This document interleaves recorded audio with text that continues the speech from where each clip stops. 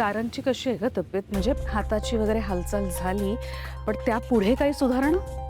अजून तरी काही नाही आई, पण आता सावली परत आल्यावर बघू. परत आल्यावर म्हणजे गेली आहे कुठे ती? आई ती जरा घरी गेली आहे, जगन्नाथजींना काही हवं नको ते बघायला. बर.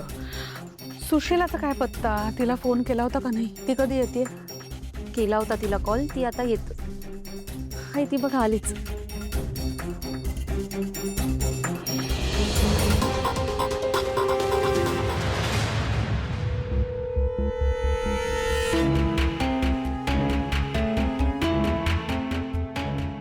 सुशीला, या सारंगच्या आई. नमस्कार मॅडम. बरं झालं वेळेतच आलीस तू. तुझीच कधीपासून वाट बघत होतो.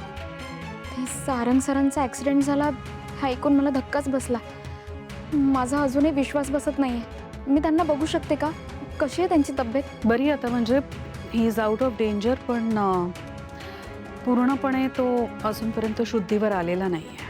मग मी भेटून येऊ त्यांना? आत्ता नाही, नंतर भेटू शकशील. अजिबात काळजी करू नकोस. He is fine.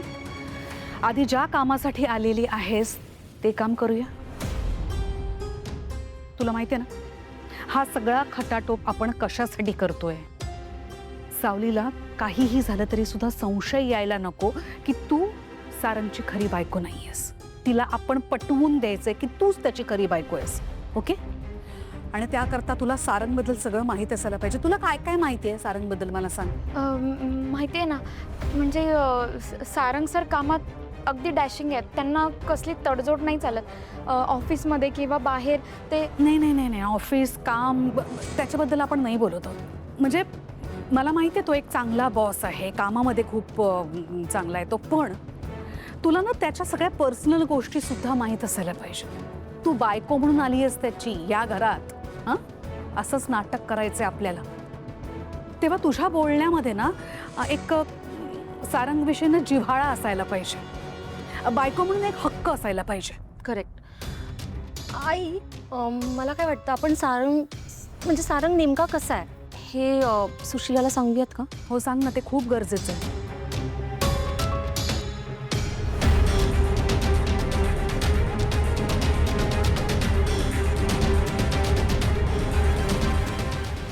मी खरं सांगू, तसा माझ्यामध्ये आणि सारंगमध्ये काहीच प्रॉब्लेम नाही आहे. आमचे जे काही मतभेद होतात ना ते फक्त आणि फक्त सावली या विषयावर. ती पोरकी जेव्हा लग्न होऊन माझ्या घरी आली ना तेव्हाच मला ती आवडली नव्हती. त्या दोघांचं लग्न सुद्धा अशा परिस्थितीत झालं की आमचा नाईलाज होता. मला ना सारंगसाठी एक अशी सुंदर, सुशील, सुशिक्षित बायको हवी होती. पण पदरात पडली ही. कालांतराने सारंग सुद्धा हिच्या प्रेमात पडला. मग माझा अगदीच नाईलाज झाला ग.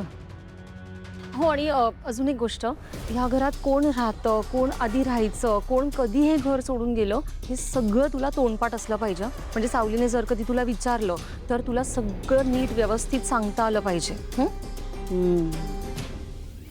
सुशीला, सावली खूप वर्ष राहिली आहे या घरात. तेव्हा तिला हे घर चांगलंच ठाऊक आहे. आणि तिने एखादा प्रश्न तुला विचारला घराबद्दल, माणसांचा, तर उत्तर येत नसेल तर उत्तर द्यायचं नाही. टाळाटाळ कर.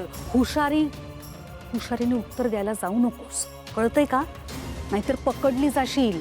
ती सावली खूप हुशार आहे. आणि तू जर का पकडली गेलीस, तिला संशय आला तर आपलं भांडं फुटेल.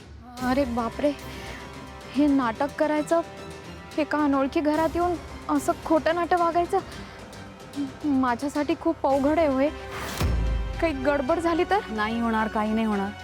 आम्ही दोघी जणी आहोत. प्रत्येक पावलावरती तुला आम्ही दोघी जणी सांभाळून घेऊ. नको टेन्शन घेऊस अजिबात. एक काम कर अमृता, हिला आपलं घर दाखव. घराचा प्रत्येक कोपरा दाखव, प्रत्येक खोली दाखव. एक गोष्ट लक्षात ठेव, हे घर इतकं छान बघून घे ना की सावलीला पटायलाच हवं की तू अनेक वर्ष याच घरात राहतेस आणि तू सारंगची खरी खरी बायको आहेस. ओके? होय, तुम्ही नका टेन्शन घेऊ. चल, आणि तूही घाबरू नकोस. आम्ही दोघीही तुझ्या पाठीशी आहोत. चल.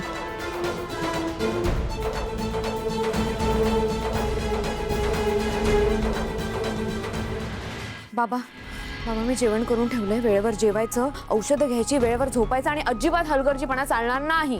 हो हो हो, जरा श्वास घे. मला तर मी लहानच वाटायला लागलोय.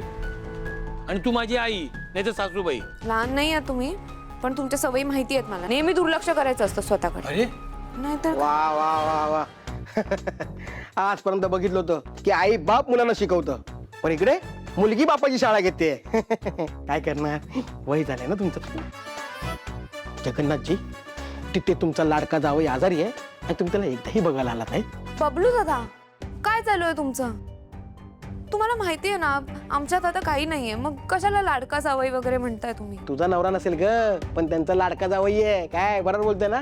आय आय, सारंग माझा लाडका जावई आहे आणि नेहमी राहणार. बाबा, बबलू दादा गप्प बसा ना तुम्ही. मला न्यायला आलायत ना, चला मग. बापरे, सावली वहिनी भडकल्या. ते जाऊ दे, पण जगन्नाथजी तुम्ही का नाही आलात त्याला बघायला? आता काय सांगणार? आता बसलात ना, मग सांगा ना.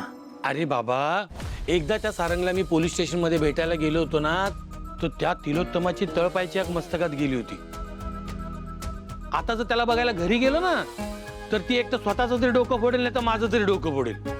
आणि खरं सांगू का बबलू, मला माझ्या सारंगला अशा अवस्थेत नाही रे बघवणार. तो एकदा पूर्ण बरा झाला ना की मग आम्ही भेटणार. आणि बसणार काय गप्पा मारायला. हं. आणि हा, रात्री जरा डोस कमी करा. सावली वहिनी काय उभ्या आहेत, चला लवकर. तिथं तुमचा पेशंट वाट बघतोय. 53.5 वेळा नाव घेतलं सावली वहिनीचं. 53 वेळा सावली बोलले आणि अर्ध्यामध्ये 6 असं करून झोपले. बबलू दादा गप्प बसा ना. चला चला चला. 1 मिनिट थांबाल का तुम्ही? बाबा ऐका, जेवून घ्या वेळेवर. हा, वेळेवर झोपत जा आणि औषधं वेळेवर घ्यायची. हा मेडिकल चीज. बाबा, येते मी. तर कशाला पाया पडायचंय?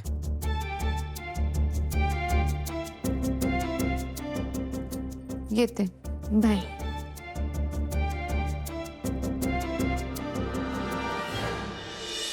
मी तुला आता नीट समजून सांगितलेलं आहे सगळं. आता तू या भरण्या जागेवर लावून टाक. हां.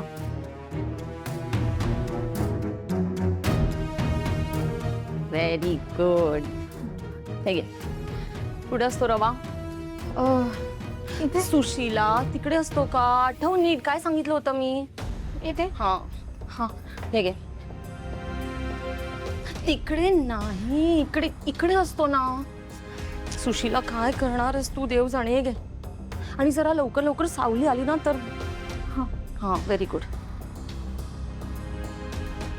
इथे हो, करेक्ट आहे. आणि एकदा नीट बघ, कारण हे किचन आहे ना सावलीने सजवलेलं आहे आणि ती गेल्यानंतर सुद्धा मी तसंच ठेवलेलं आहे. त्यामुळे एकही परिणी इकडची तिकडे झाली ना तरी तिला संशय येईल. प्लीज प्लीज जरा नीट बघ. सगळं एकदा किचन फिरून बघ. हा, तर राहील ना लक्षात? म्हणजे सगळं सगळं म्हणजे थोडं थोडं आलंय माझ्या लक्षात. देवा, थोडं मी प्रॅक्टिसने करेन ना सगळं. त्यासाठी वेळ कुठे आहे सुशीला? मी घेईन सांभाळून. हा, तुला घ्यावंच लागेल.